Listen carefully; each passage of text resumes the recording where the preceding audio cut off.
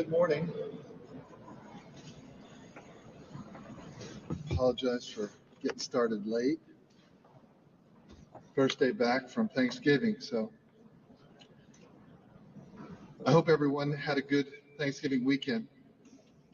I want to talk to you today about where we stand on the recount, lawsuits, and the upcoming elections on December 1st and January 5th. The truth matters, especially around election administration.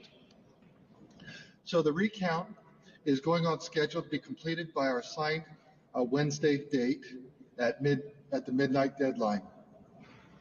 Once that is complete, our office, continuing our work to be transparent as possible, will be releasing the recount results online as quickly as possible. That is the great thing about our paper ballot system. It is auditable, it is recountable, and can provide voters the confidence that the outcomes are correct.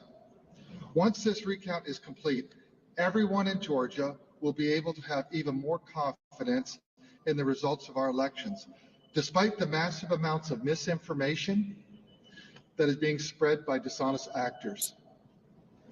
There are those who are exploiting the emotions of many Trump supporters with fantastic claims, half-truths, misinformation, and frankly, they are misleading the president as well, apparently.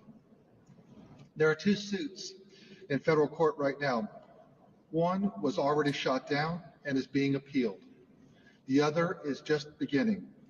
That is the due process afforded to us, all of us as Americans. As we move forward in the process, we will, as we always have been, we will continue to investigate credible claims of illegal voting and violation of state election law. There are currently over 250 open cases from 2020, and we have 23 investigators to follow up on them. Some of these include a charge in Gwinnett County that absentee ballots outnumber absentee envelopes. This is the kind of specific charge that our office can investigate and ascertain the truth. We have multiple investigations underway surrounding absentee ballots in Fulton, Gwinnett, Cobb, and many others. We continue our investigations into potential dead, double voters, and non-resident voters. As we move to the December 1st election, which is tomorrow, and the January 5th federal runoffs, we have to remain vigilant. That is why I'm announcing an investigation into third-party groups working to register people in other states to vote here in Georgia. We have opened an investigation into a group called America Votes, who is sending absentee ballot applications to people at addresses where they have not lived since 1994. Vote Forward, who attempted to register a dead Alabama voter, a woman, to vote here in Georgia. The New Georgia Project, who sent voter registration applications to New York City. And Operation New Voter Registration Georgia, who is telling college students in Georgia that they can change their residency to Georgia and then change it back after the election. Let me be very clear again. Voting in Georgia when you are not a resident of Georgia is a felony. And encouraging college kids to commit felonies with no regard for what might mean for them is despicable. These third-party groups have a responsibility to not encourage illegal voting. If they do so, they will be held responsible. Let me emphasize this again. Casting an illegal vote in Georgia is a felony. Casting more than one vote in Georgia is a felony in one election, obviously. This office will continue to take steps to protect the voting rights of the legally registered Georgians of this state, Republican, Democrat, Independent, and whatever other party you may be a member of, and whoever you align with. Upholding the law matters, truth matters, and your vote matters. Anyone telling you to boycott an election is not on your side. Your right to vote is sacred. Don't let someone con you out of it. Everyone in my office is doing their job. We'll continue to follow the law, and we will continue to follow the process. Thank you very much.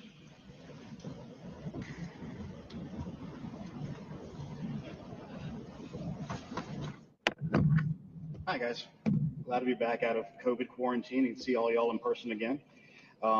Just basically wanted to go over a couple of extra things because we are moving on. Obviously, we're out of the recount process soon. The ENR page will likely be launched today.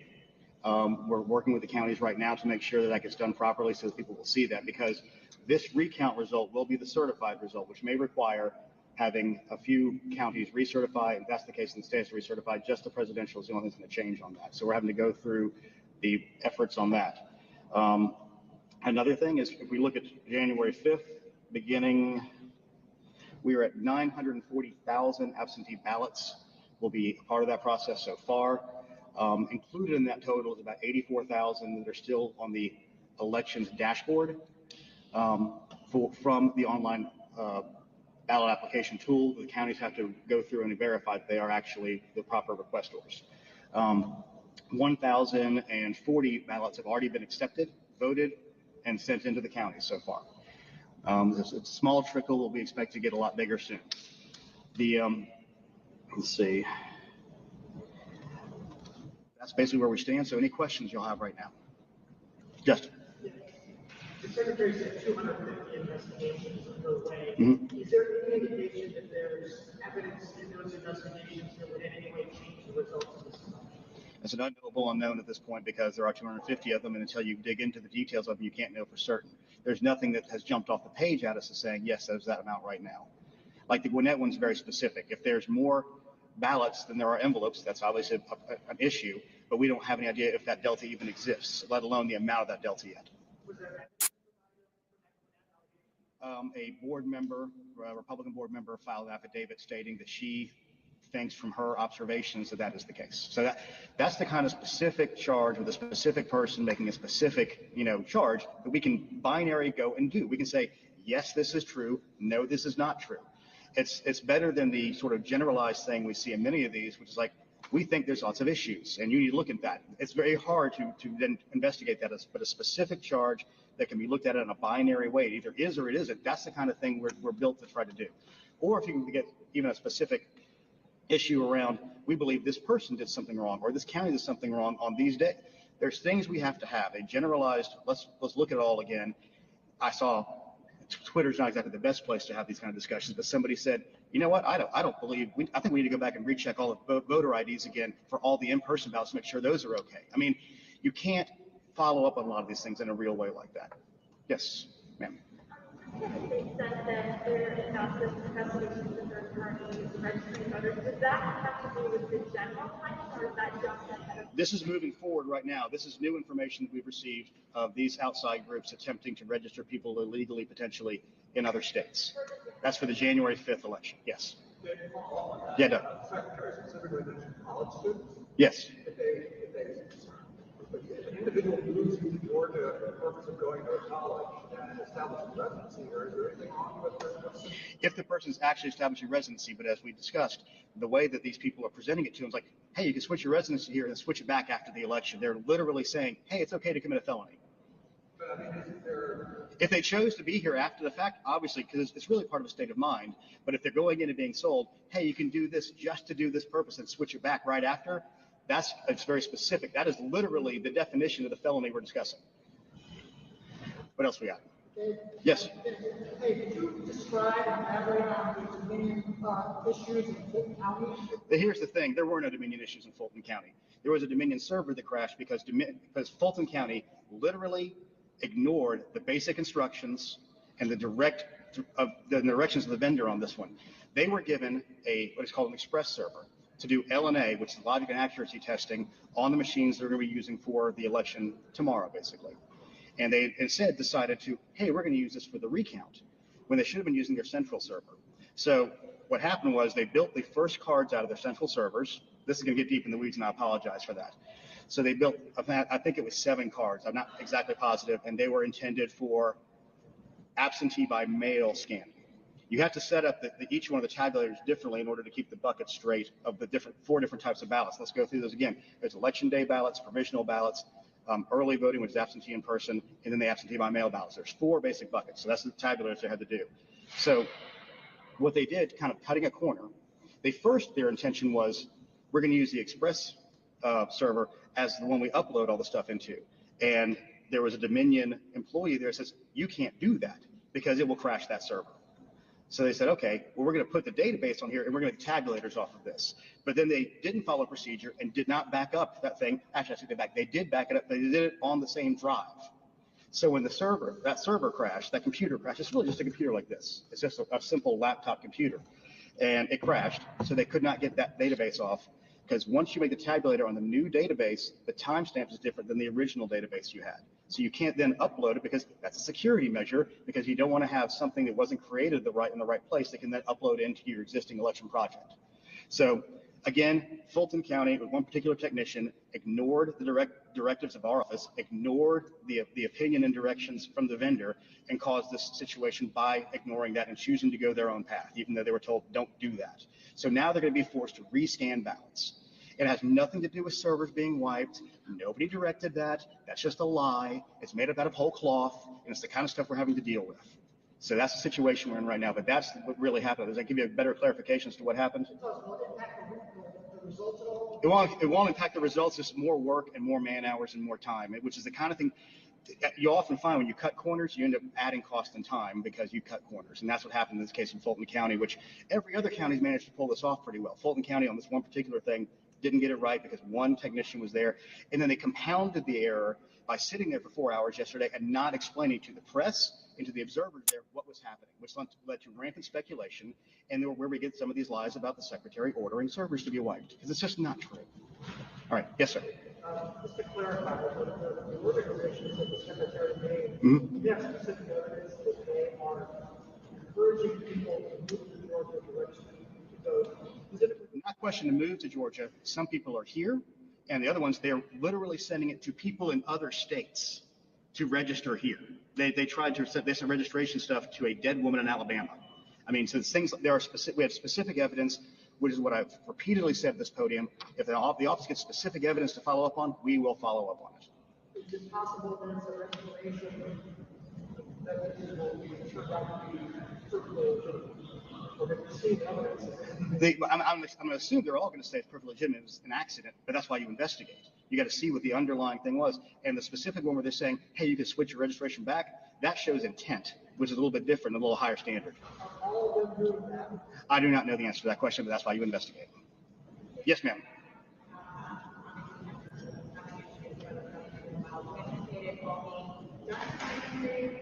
I have confidence it will all be done by Wednesday at midnight, but it is 2020, so I'm never going to say, yeah, we know what's going to happen, but we're pretty sure it's going to happen. Yeah, Doug. President Trump and supporters have attacked Dominion a lot over the last few days. Mm-hmm. The Secretary of State's office obviously made a decision with the publicity of the legislature to choose Dominion. Could you talk about how defensible it is to do that system, given the sort of vulnerabilities that all computers have with regard to the kind of things that we still Here's the reality. Again, there are people who are upset with the outcome of an election. Dominion, let's start the full timeline again. In 2019, the legislature passed a bill that required BMDs, a ballot marking device, to be the machine of choice for the state, regardless of vendor. I think the day after the legislature passed it, after both houses passed it, we released an RFP that the office has been working on essentially since before the secretary was sworn in. That RFP process followed the Georgia procurement law, and we worked in coordination with the Department of Administrative Services. There were 3 bidders. There were potentially 4. One bidder, Hart InterCivic, missed the deadline by, I don't know, they had uploaded stuff, they didn't hit the final upload, so they were cut off out of the gate. Then you had ES&S, which was the incumbent vendor who had taken over the old die-ball machines. You had Dominion, and then you had another one called Smartmatic that partnered with another company that's name escapes me now because it's been over a year ago. So we went through a process and they were scored. There was 32 main questions, and I want to say there's something like 250 or so sub-questions from that were all scored by a group of individuals. There were 7 people on the committee, and they were not just Secretary of State. In fact, I think there was only 2 from Secretary of State's office, but we had a disability advocate there. We had 2 elections directors on there. We had, a security expert from the Georgia Technology Authority. So we had a multi-faceted group of people doing these evaluations. So all 3 people did their written bids, then all 3 of them came in and did in-person demonstrations. From those, the initial scoring came in. The ES&S was number 1 in technical, but they were bad on pricing, and Dominion was best on pricing and just a little behind ES&S on technical. So then we moved into a negotiation phase with both ES&S and Dominion. And there's a lot of security questions throughout of this thing, and so everybody answered those things equally. And we put price down at only 25% of the overall amount, so that was only part of it. And it was a smaller part because we were trying to say, what are you balancing off on this for the taxpayers versus what you're getting on the value side? So at the end of the day, they had their initial bids, and all of this is available on the Department of Administrative Services website. It's all public and transparent. You can see the initial bids. You can see the contract. It's all there in black and white. It has been there since we signed the contract, which was in the summer of 2019. So Dominion, both ESS and Dominion lowered their prices a lot. So we did a good job protecting the taxpayers on that front. But Dominion still came out ahead.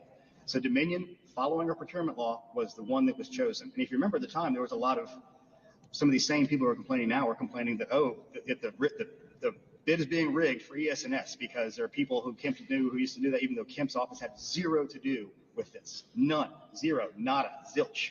So we chose Dominion, we executed the contract, and we started doing something that nobody said we could do. We got all the equipment out from the initial order by Valentine's Day of 2020.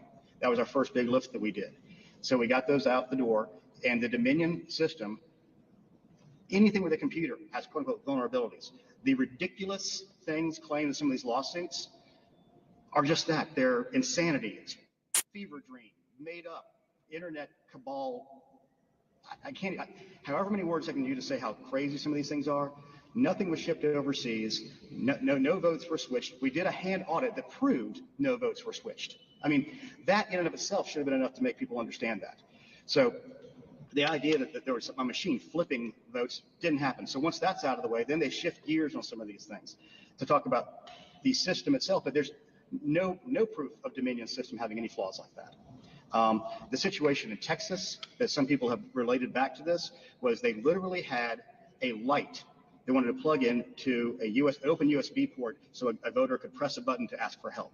And they said, well, that's an open USB port. That's a security risk. We don't have that issue in ours because we don't have that. All of our stuff is sealed and taped in and not accessible on those fronts. I said the other day, it's like playing a game of whack-a-mole. Every time we knock down one, there's a new crazier one. So we are doing our best to be transparent and answer all these charges because there are people out there who people respect and are believing some of these things. And it's difficult and it's frustrating. And I'm sure y'all can see that from my own tone of voice on this. But Doug, does that kind of get you to the answer? You gave a good answer to the question. You did. You said Dominion security, which I went right into. You said that all computer systems have, have vulnerabilities. This is a great question about whether states, not just Georgia, ought to be thinking the extent to which they. No, I mean, you can mitigate all these things. It's always going to be that way because if, let's say we go to the Luddite version and you do hand-marked, hand-paper, hand counting, we would still be counting. It's an insane thing. We're a nation of 300 million people. And you have to have systems in place. And actually, these systems provide extra guardrails and extra checks to make sure that everything is being done properly. Imagine going to your bank and saying, I only want to do things with checks and cash now. You couldn't do it. I mean, we don't live in that kind of society. And there's nobody shown any actual real vulnerabilities that have ever been exploited. And I'll quote Chris Krebs and say, this is the most secure election in the history of the United States. And I can guarantee you this is the most secure election in the history of the state of Georgia. Are there going to be bad actors? Are there going to be mistakes? Are there going to be people who try to exploit issues sometimes? Absolutely. That's why we investigate double voters. That's why we investigate potentially dead voters. That's why we investigate people trying to illegally register things. But nearly every single one of those has zero to do with the system and 100% to do with individuals trying to game the system. And it always comes down to that. What else? Yeah.